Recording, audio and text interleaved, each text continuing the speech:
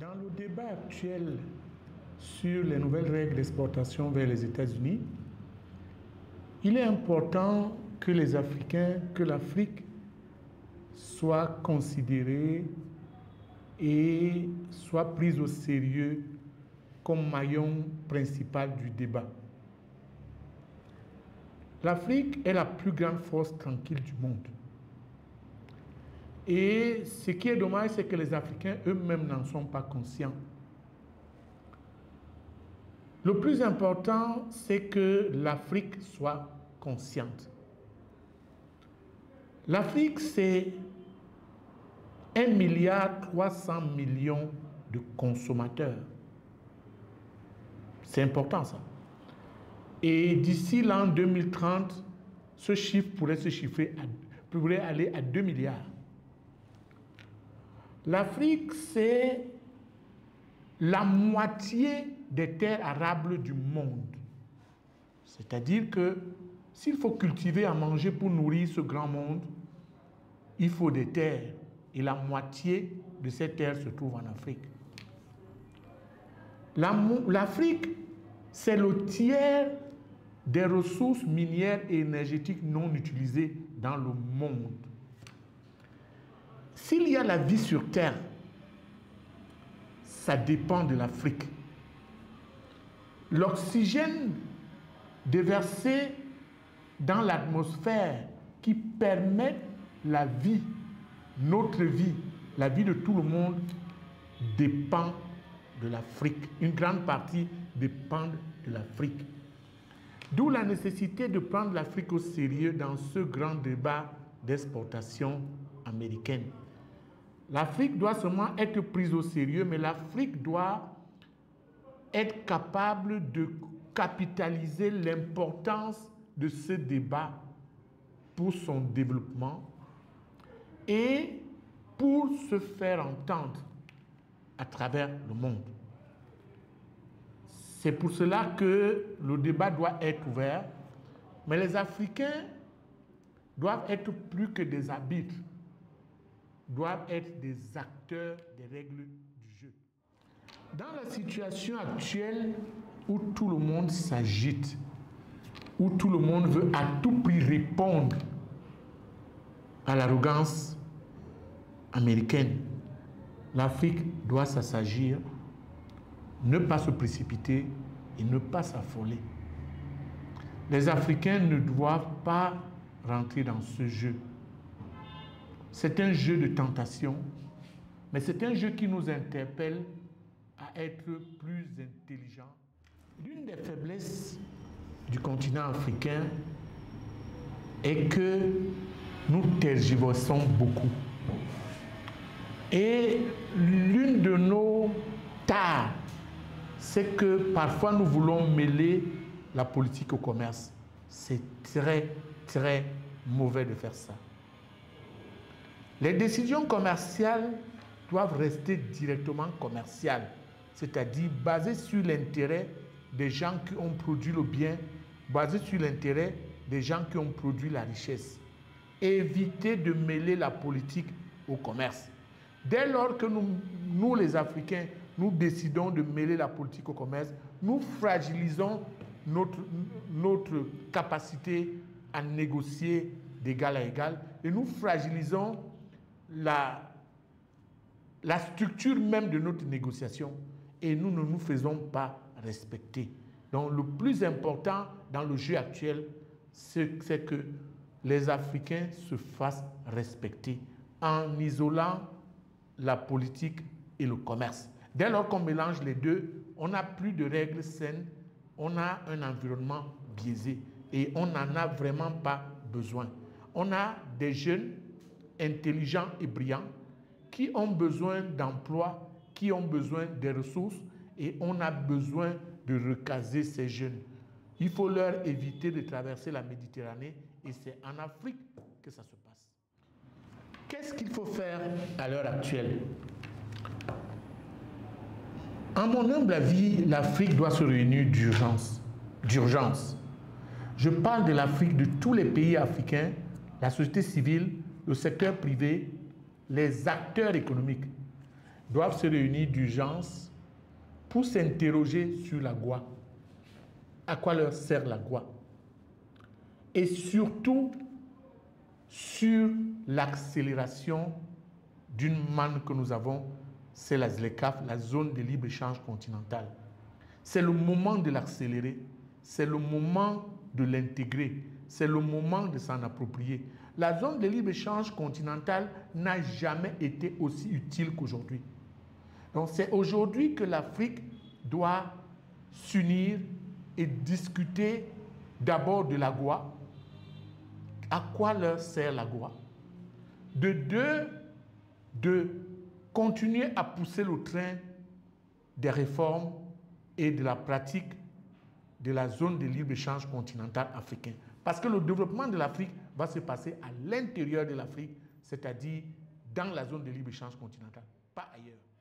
L'Afrique ne doit pas créer son bébé et le fragiliser en même temps. Ce bébé, c'est qui? C'est l'Organisation mondiale du commerce. L'Organisation mondiale du commerce a été créée en Marrakech, au Maroc. Et l'Afrique doit être parmi les pays exemplaires, c'est-à-dire respecter les règles de l'OMC, éviter de fragiliser l'OMC, parce que les gens sans foi ni loi, ou les pays sans foi ni loi, veulent fragiliser l'OMC. L'Afrique ne doit pas céder à cela. L'Afrique ne doit pas aider à fragiliser son bébé, parce que l'OMC est dans l'intérêt du monde, et dans l'intérêt des Africains et de tous les pays du monde. Et la quasi-totalité des pays du monde sont membres de l'OMC. Je trouve absurde que l'Afrique milite pour fragiliser cette organisation. L'OMC a son rôle et il faut respecter ses règles. Les pays africains opérant de façon dispersée ne peuvent aller nulle part. En janvier, le 1er janvier 2021, l'Afrique a mis en place l'une de ses meilleures réformes au monde, c'est-à-dire la zone de libre-échange continentale africaine, qui permet de créer à l'intérieur du continent un marché unique et un marché commun visant à intégrer l'avantage de l'Afrique et visant à optimiser les capacités de l'Afrique. La zone de libre-échange continentale peut être le meilleur outil d'expression de l'Afrique. Parce qu'on ne peut pas continuer dans un monde, on vient de voir la fragilité du monde.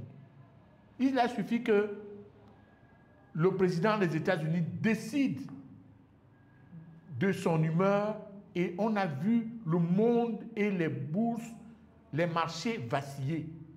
Ceci ne doit plus jamais se répéter.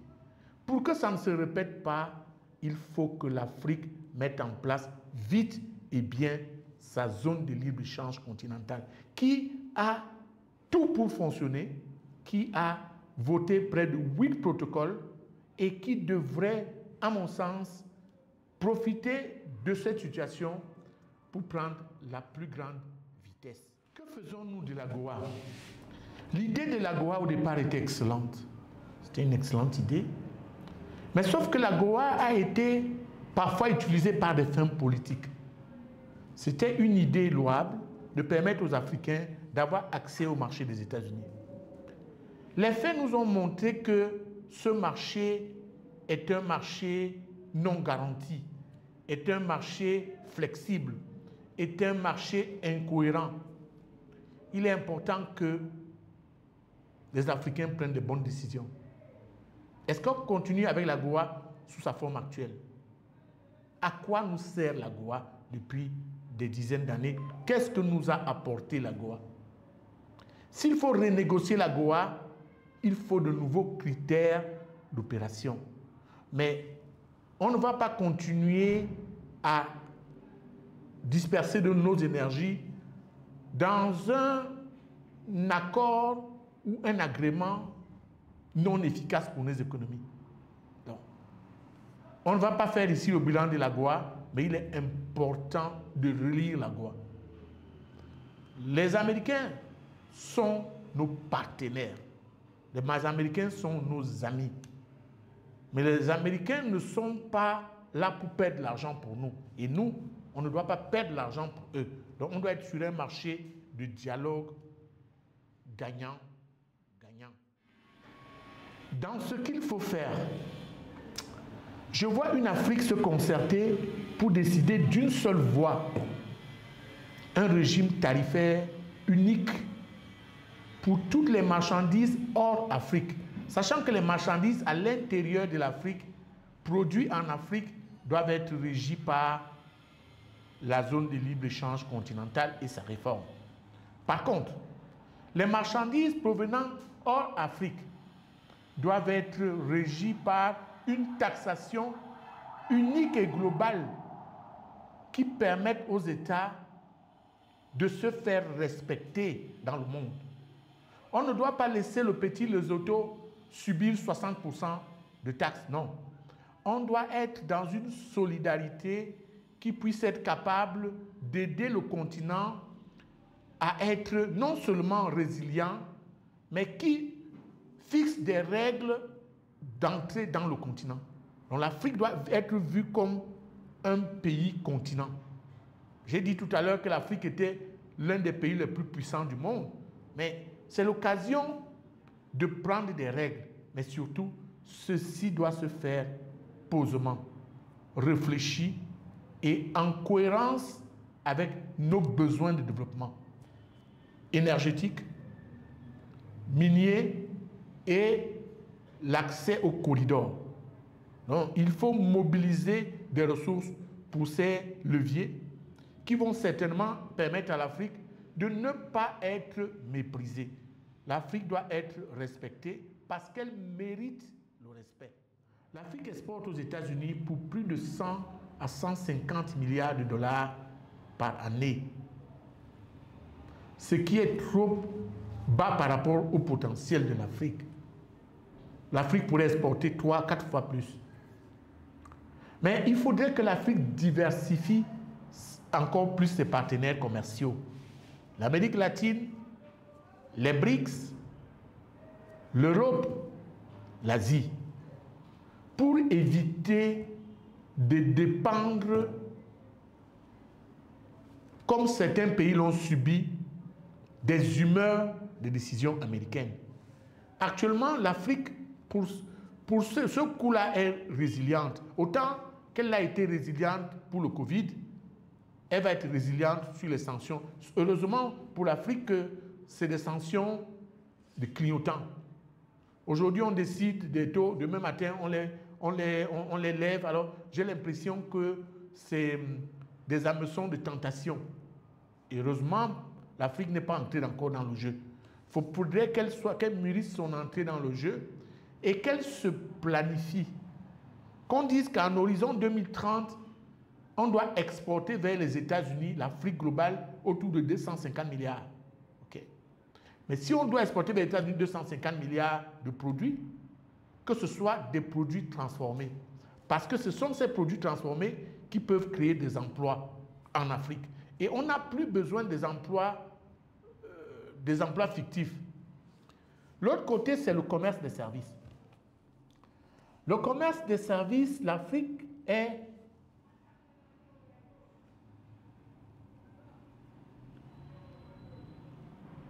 le dépotoir de certains services pourtant disponibles en Afrique.